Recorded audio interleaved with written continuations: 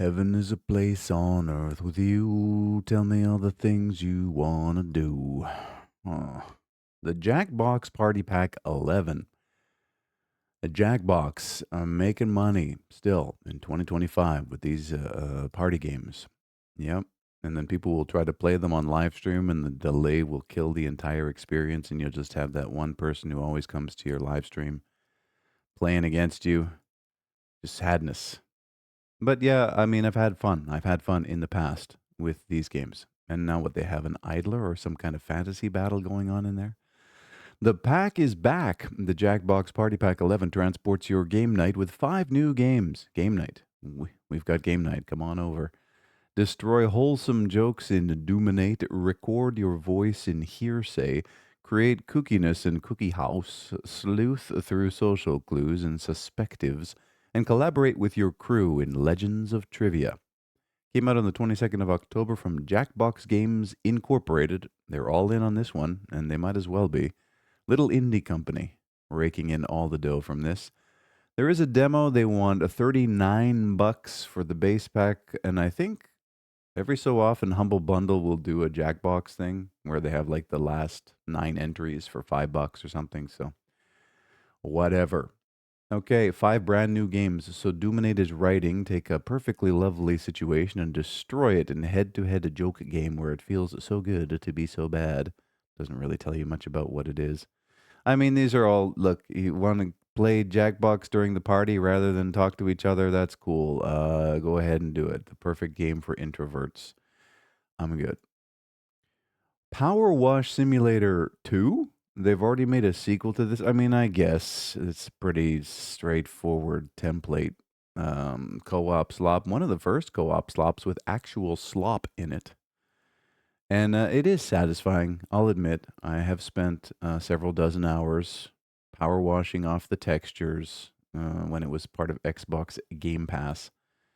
And you can do it with your friends. It's satisfying. Oddly, one of those oddly satisfying things. Power Wash Simulator is back, bubbling with fresh locations, superior equipment, and splashy features. Effortlessly transform soiled surroundings into clean, serene scenes, solo or with pals. Satisfaction is a spray away. Came out on the 23rd of October from a Future Lab, self-published. There is a demo. It is on Game Pass, and they want $33.50. Manufacturer's suggested retail price. So there it is. Yeah, it's an interesting setup. 2 textures on every object, one a grime texture, the other the base texture, and then a system that recognizes the degree and angle that you're removing the surface texture from. Pretty straightforward setup, and they managed to capitalize big on it. It's great. Craving more to clean? There's even more jobs to do, even more little tools to clean. No place like your home base. People's levels in Power Wash Simulator will be cleaner than their actual homes. Like this, it's always like throwback to that Simpsons episode where they ran to the it was like a tech convention or something, and well, they were at home first, and Homer was trying to get the kids to do yard work, and they were like, "Fuck that." And then they run down to the tech expo, and the first thing they jump on is the VR yard work simulator, and they're having the time of their lives. It's just that the real world isn't as rewarding. Isn't that fascinating how we can find this just digital, virtual, non-existent space that has no tangible rewards whatsoever more rewarding than doing a physical thing? Isn't that wild? Tell me again how video games are good for your health. Anyways, I'm good. I never really completed the first one, so whatever. Crown and Adventure. You don't say this is an entire game designed by a machine. It has to be. What is this? It's Chinese, right? It has to be. Yeah, again, massed units. It's one of these. This is the all game for everyone. Is it an auto battler? I would imagine so. It smells like it. Uh-huh. Carl's Nation. 100%. These Chinese developers, whoever they were, used AI for most of this. You can just tell it's got that sheen to it too. That weird sort of poopy brown, piss yellow sheen. An open world adventure role playing game. Choose your favorite character, train your elite legion step by step, and crash all enemies on the battlefield. This was literally designed on a spreadsheet with a checklist. What does a game need? Okay, put it all into the machine, spit it out. Strengthen yourself, establish a powerful family, create a great dynasty, and become the dominator of this fantasy world. Why? Came out on the 22nd of October from a C3D Games, published by Lucky Calf. There is a demo. They want $26 for it. Join their community is their first priority, getting you in there, getting you on the Discord. Build your legions. Is it auto battle? I think it is. I think it is. Recruit diverse heroes with 51 characters to recruit and 8 classes to explore. A dynamic open world, create your legend. There it is, AI generated content disclosure. Initial concept art was generated using AI tools, followed by manual adjustments and modifications by artists. The final artwork combines AI generated base designs with human made artistic revisions. Cropping, cutting, and pasting. Does that count? I guess it does. I mean, I don't care personally.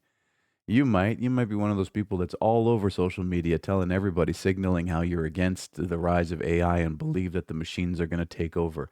Listen, the machines took over a century ago when we had the Industrial Revolution. Wake up. It's continuing to happen. It's an ongoing process. You will be assimilated. Resistance is futile. Okay. Be castled. All right. What do we got here? Looks like a hex based sort of thing. Uh, there's siegecraft going on. Are those, yeah, it's a medieval genre. So is it a hex based sort of blobby type city builder kind of thing with combat and warfare? Build a castle by day and defend it by night. Becastled blends cozy city building with challenging tower defense strategy, because that's what people who are into cozy city building want. They want something to come along at night and just destroy it like an angry kid on the beach, trashing your sandcastle. Lead the Sun Kingdom's last stand against the Moon Beasts and end the ancient conflict between light and darkness. Came out on the 22nd of October from Mana Potion Studios, published alongside Pingle Studio Limited. They want $26 for it, and yeah, cozy strategy meets real-time strategy like tower defense. Two things I'm just not into. Like I want to be. I've played a bunch of cozy games in the past. I play all games at least a couple of times to try to get a feel for it, and then my biases kick in, and I'm like, what am I doing? I'm already wasting my time by playing a video game. I feel like I'm more egregiously, like I'm triple downing when I play games that I just don't want to play. And cozy games fit that. Tower defense fit that. This is just not for me. But it might be for you. There it is. Go ahead. Franchise Hockey Manager 12, another game that's not only designed in a spreadsheet, it's also presented in a spreadsheet. The UI manipulation, watch the stats go up. I guess these are basically incremental games, aren't they? These hockey simulator, football club simulator, they're just incremental games, but they appeal to that sports fan brain where you want to be the armchair manager. Franchise Hockey Manager returns for the 2025-2026 season with plenty of additions to the deepest, most authentic hockey strategy gaming experience you can find. I don't understand why these companies don't just make a base hub game and then offer the seasons as like packs. They could totally do that. You just have a thing. You have one thing. The fact that you make a new thing every year, it's kind of wasteful, isn't it? Anyways, choose from teams around the globe and select a team to guide to glory, including a chance at the ultimate prize, the Stanley Cup. They could probably even charge a subscription fee if they really figured it out. This is from Game 54 Software and Out of the Park Developments. Really, published by Out of the Park Developments. They want $58 for this because they know those armchair managers are thirsty for it. Isn't that wild? Like, you would think that a respectable company that wasn't greedy as fuck would just create a hub product and then every year, $20, here's the new roster. Well, I don't get it. But then again, I've never understood these types of games. Never been into sports. Tried in elementary school to get into baseball, was reading a few magazines, learned what an RBI was, and that was about the extent of my sports stats watching. I guess I'm just not. I think that is a sort of male autism. It has to be. It's somewhere there in the spectrum.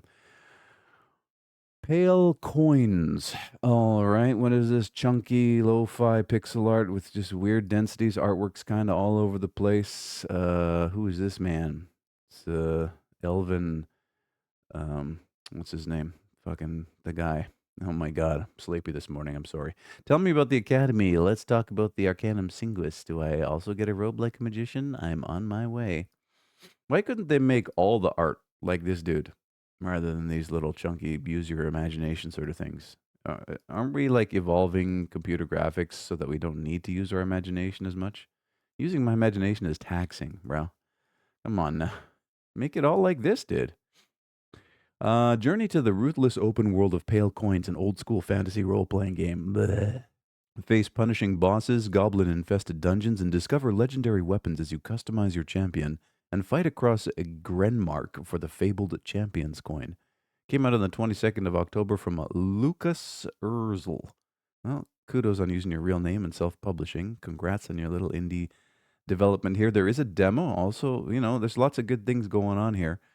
And it's $13. And that's it. Fantasy. It looks like it's got it's real time control with top down 2D hack and slash sort of combat.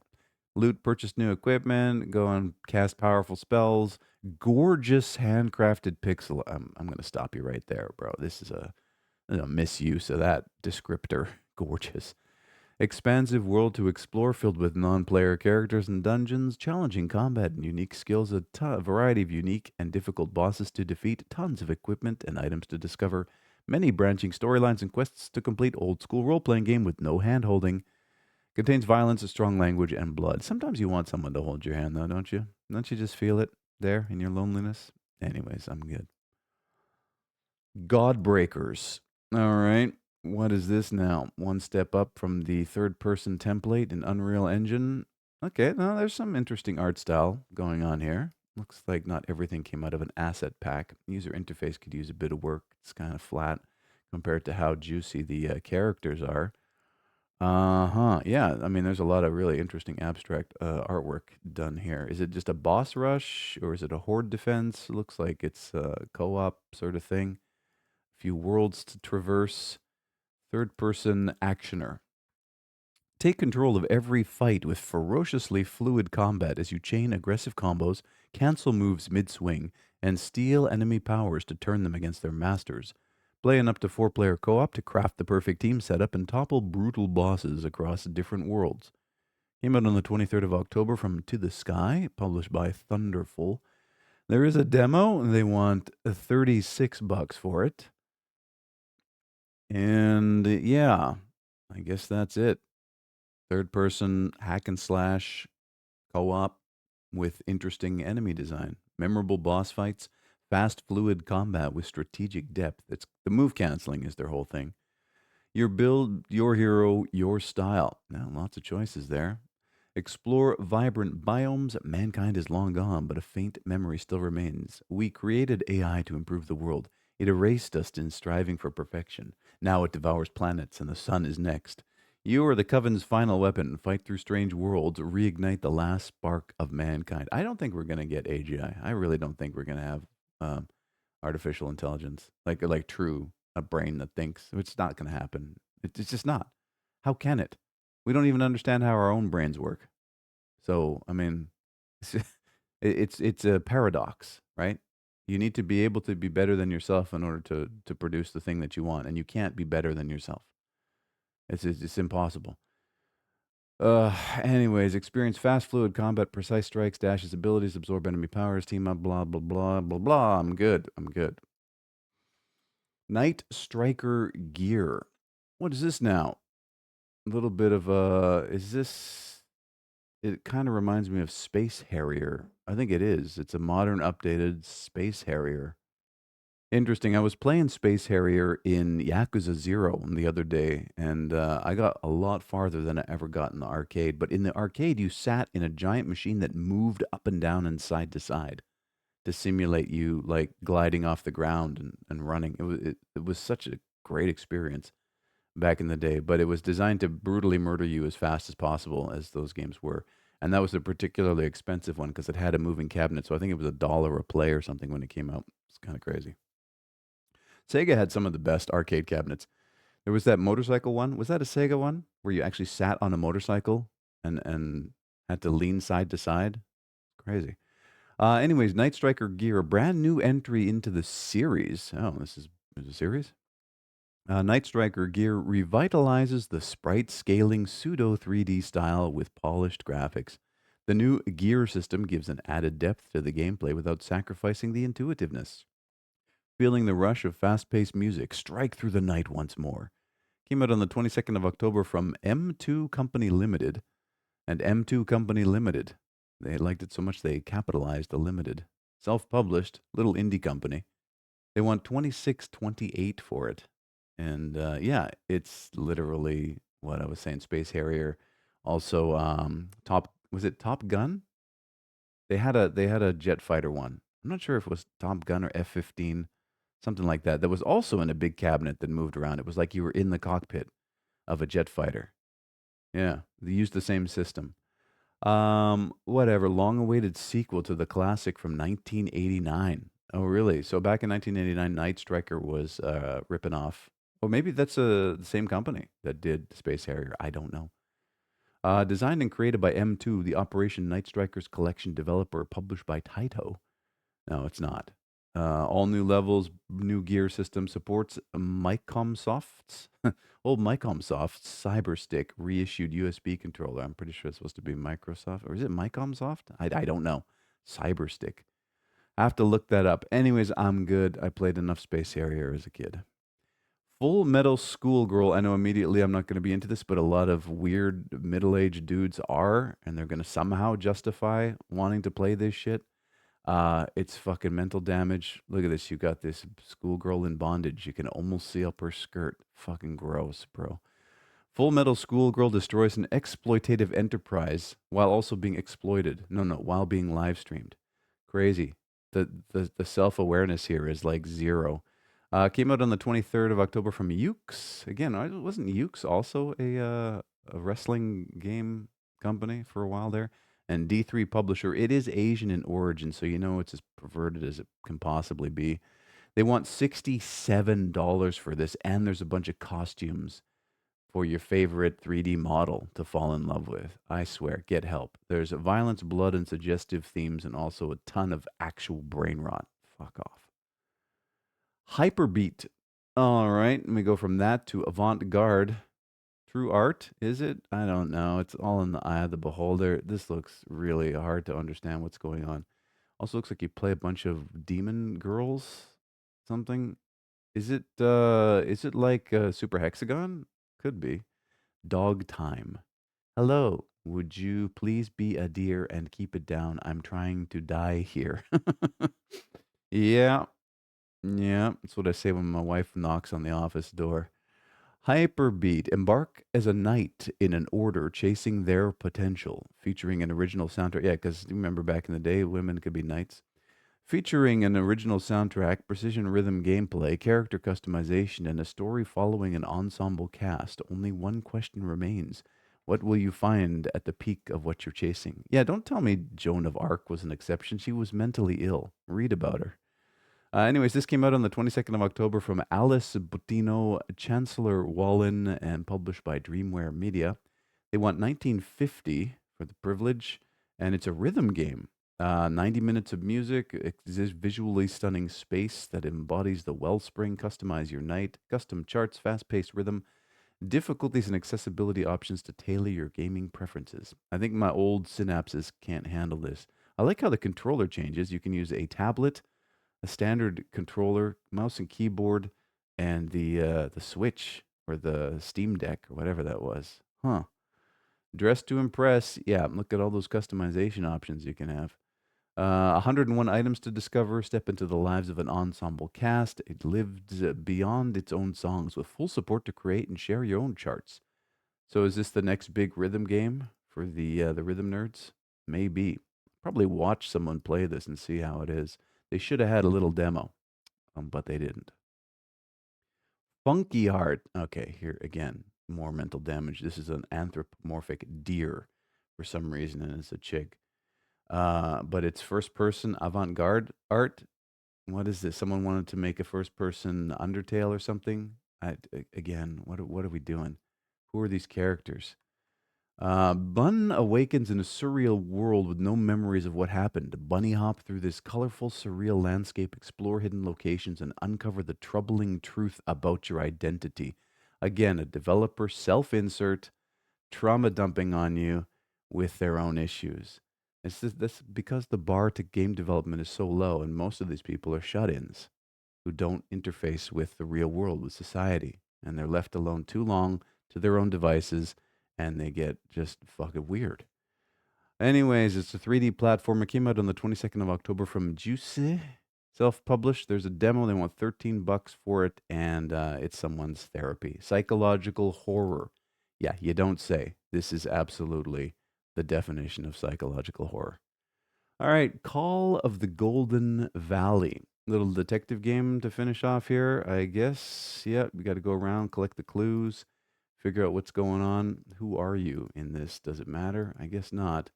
Kind of an interesting, straightforward, sort of flat style that would have been right at home in the late 90s. Huh. Your friend is missing in the Australian outback and you must find her. Search the internet for clues, solve mysterious puzzles, and uncover the conspiracy of the vanishing hikers of Golden Valley. Came out on the 22nd of October from Osaurus Studios, self published. There is a demo. They want $26 for it, and it's a thrilling true crime like mystery. You play as Danielle, an American tourist traveling to an old town in the Australian countryside to visit your friend Marisa. I don't know if I want to be Danielle on this. Why are you Danielle and not Danny? Why isn't there an option? It takes 5 to 10 hours to complete, and it touches on emotional themes such as missing people, mental health, and friendship. Most indie games touch somebody's mental health somehow. I'm good. Good luck. All right, let's get out of here. 19,247 games have been viewed. You have yourself a fantastic day.